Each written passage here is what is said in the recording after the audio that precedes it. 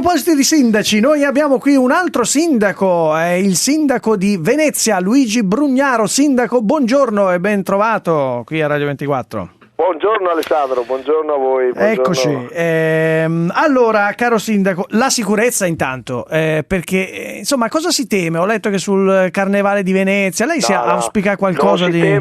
Non si teme niente. È stato Zaia però che un po' Zaia ha detto... insomma c'è sempre chi attende, insomma giustamente noi dobbiamo sempre prendere in considerazione tutti i timori e tutti i suggerimenti, però noi avevamo un dispositivo già organizzato addirittura prima che succedesse il fattaccio, sì. E insomma la città è presidiata da sempre, per cui abbiamo una attenzione speciale per Venezia, le forze dell'ordine sono... Adesso dopo quello che è successo abbiamo rinforzato il dispositivo, per cui insomma... Quindi non ci sono controlli ulteriori rispetto a tutto quello che è già previsto? No, abbiamo ulteriormente specializzato il dispositivo di sicurezza, però va detto che insomma certe azioni sarà l'intelligence a bloccarle. Qui devo dire che le forze dell'ordine da noi, con la scusa delle esperienze che abbiamo avuto in passato, il terrorismo eccetera, da sempre hanno funzionato molto bene, per carità.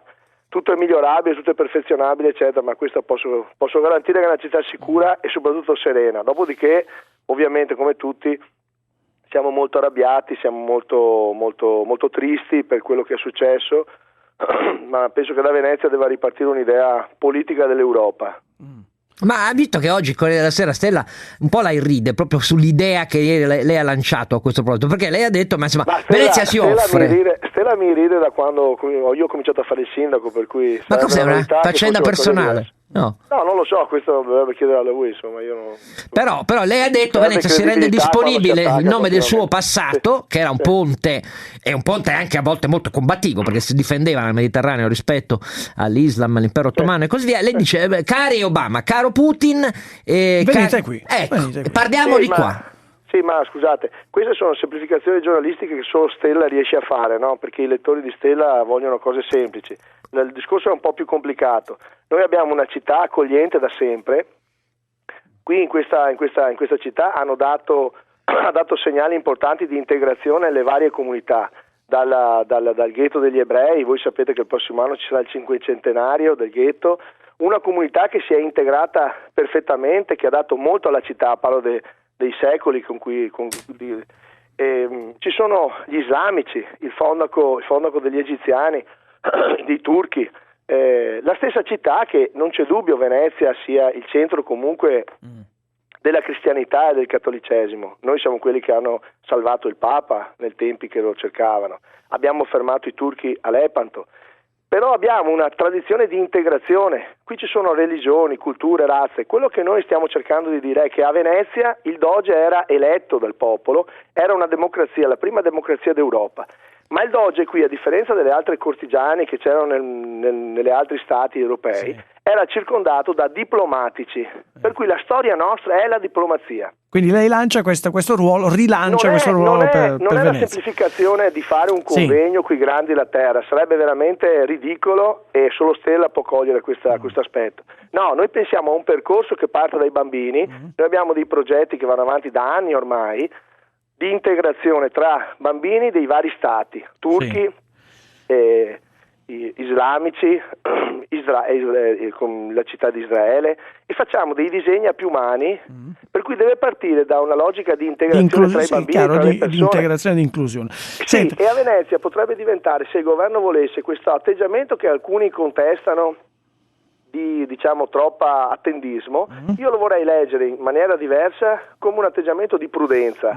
Se verrà letto così, Venezia potrebbe essere il luogo perfetto per la diplomazia, per essere un luogo in qualche modo neutrale, e chi può meglio dell'Italia candidarsi a provare a costruire l'Europa politica. Però sindaco, veniamo invece ai problemi che lei ha segnalato come tanti altri sindaci di vari comuni, per esempio i soldi, no? Un comune che è in rosso, hanno fatto anche polemica alle sue proposte di vendere un Klimt per fare cassa, ma si svende così le opere, l'arte?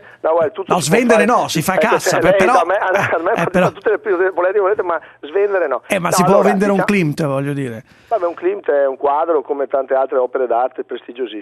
Allora il passaggio è questo, che io non sono un sindaco di una città come un'altra, questa è una città speciale, cerco di spiegarlo, se no sembra una questione di arroganza. Questa ha un costo di manutenzioni che sono speciali, cioè costano di più che non una città normale.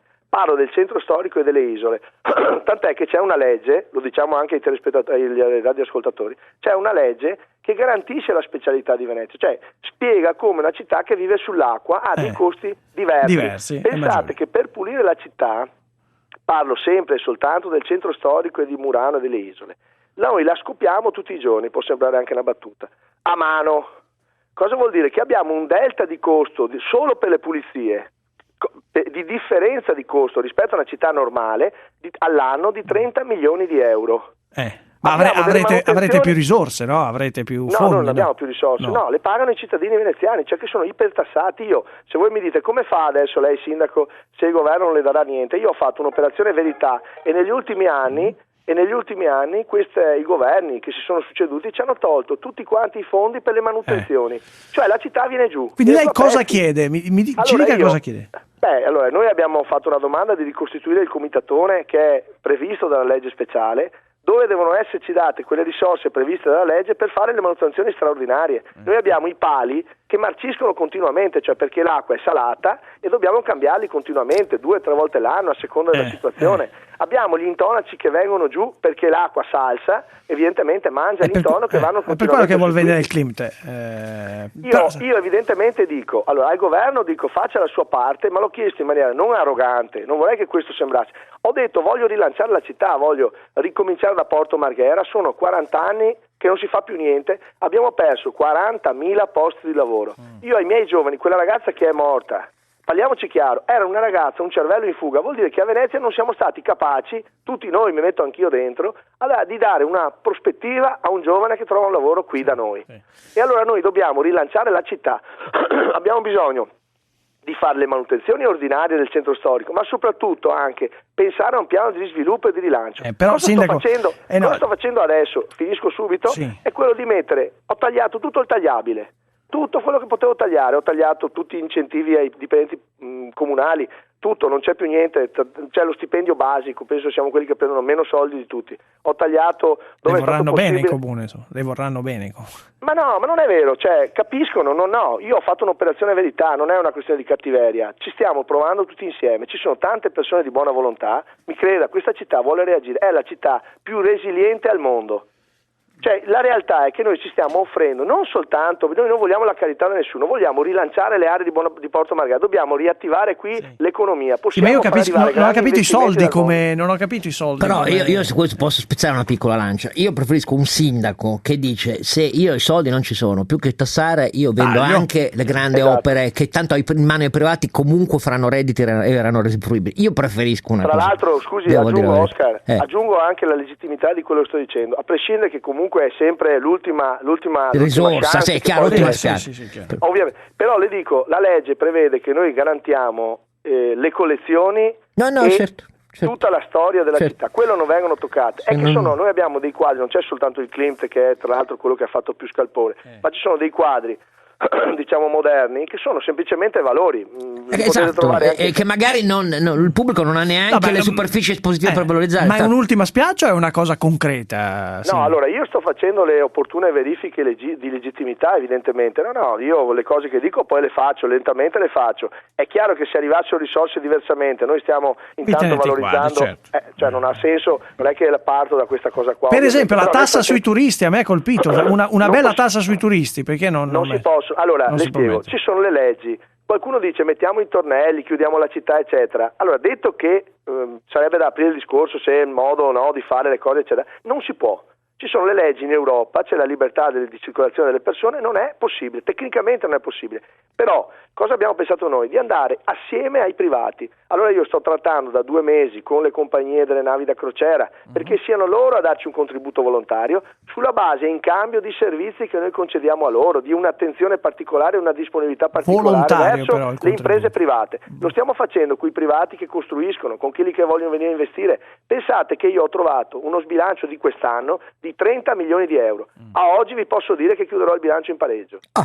E per la prima volta dopo 30 anni il Comune di Venezia entro il 31 dicembre, approveremo il bilancio di previsione entro il 31 dicembre. Non sto chiedendo la carità, io posso rilanciare la città e quando rilancerò la città di Venezia può aiutare l'Italia. Se si salva Venezia, si salva l'Italia. Guardate che il problema dei buchi e dei debiti che ha Venezia è lo stesso problema che ha l'Italia. No, se si alzano i tassi di interesse siamo rovinati tutti e bisogna fare un'operazione verità su una domanda al sindaco, ma all'imprenditore sindaco. È uguale. Perché quando ho visto, ieri abbiamo visto... Lei sa, scusi Giannino, sa che io sono qui gratis. Sa che lo sappiamo, ma ripetiamolo perché non tutti lo sanno. Ha rinunciato allo stipendio da sindaco, certo, sì. Io lavoro 16 ore al giorno, credetemi sulla parola, 16 ore al giorno, ho 5 figli, sono qua solo per una questione di coscienza. Aspetti, la domanda perché sennò non c'è. Allora, come giornalisti, glielo dobbiamo fare, cioè la mia domanda è rispetto il fatto, ieri ha pubblicato un articolo su nomine a Venezia in cui ci sono ente per ente di alcuni degli enti partecipati o controllati o delle società del comune in cui si segnalano Tizio che è parente di Caio, di chi è stato candidato in questa lista. Aspetti, no, io quello che le voglio chiedere è questo: ma sono i partiti che spingono sull'imprenditore o è il sindaco che dice guardate se ci sono parentele è gente su cui metto la mano? Ma assolutamente, no, sono io, mi assumo completamente la responsabilità. Guardi, la cosa veramente particolare e singolare a Venezia è che io ho avuto carta bianca dai partiti, mi assumo completamente la responsabilità delle mie azioni. Considerate che io non ho mai fatto politica, pensate, non sapevo cos'era la differenza tra una determina e una delibera. Cioè, immaginate dove sono partito, in una situazione del cavolo, d'altra parte non mi sarei candidato in una condizione normale. Allora cosa è successo? Io non ho un partito, non ho un riferimento, cerco persone di cui anche mi fido. Ho separato l'idea del consiglio di amministrazione dalla dirigenza. È una cosa diversa nominare il consiglio di amministrazione da quello che è il dirigente operativo. Prima era una cosa diversa, si faceva che l'amministratore faceva anche il dirigente. È ben diverso invece. Io separo l'operatività della società che è in mano a dei manager, alcuni sono stati riconfermati perché molto capaci, molto bravi, altri verranno sostituiti, in una logica assolutamente di ristrutturazione di tutte quante le imprese. Pensate che abbiamo il Casino di Venezia e non siamo capaci, abbiamo dovuto finanziarlo per 5 milioni. È in perdita. Ecco, lasciamo stare. Per cui le persone che ho messo, io è come se avessi una lista civica e avessi un mio partito. È chiaro che in qualche caso ho messo le persone che ho conosciuto in questi 4 mesi di campagna elettorale. Persone di cui si fida. Lei dice ci metto la mano sul fuoco, possono essere parenti, eccetera, eccetera, ma sono persone di cui mi fido. Scusi, le do anche questa notizia che non è precisata. Io prima di fare le nomine, perché le ho fatte la settimana scorsa, ho preso 3 mesi di tempo e ho cambiato gli statuti di tutte le società partecipate e ho fatto scadere le nomine non più a 3 anni, ma alla fine del bilancio 2016, per cui 1 anno e 2 mesi. Allora si verificherà. Sindaco, noi la dobbiamo salutare. Beva un bel caffè con Adriano Celentano, lo inviti a Venezia, così chiudiamo questa polemica che non se ne può più. Ma io non ho nessuna polemica. No, vabbè, ma sono loro che se la prendono con me. Io rispondo e basta. È che non sono abituati ai politici che rispondono. Io sono un politico un po' così. Io la imploro, resti più imprenditore che politico, la imploro. Comunque, una buona giornata, la ringraziamo. Sindaco di Venezia, Luigi Brugnaro, grazie per essere stato ovviamente con noi.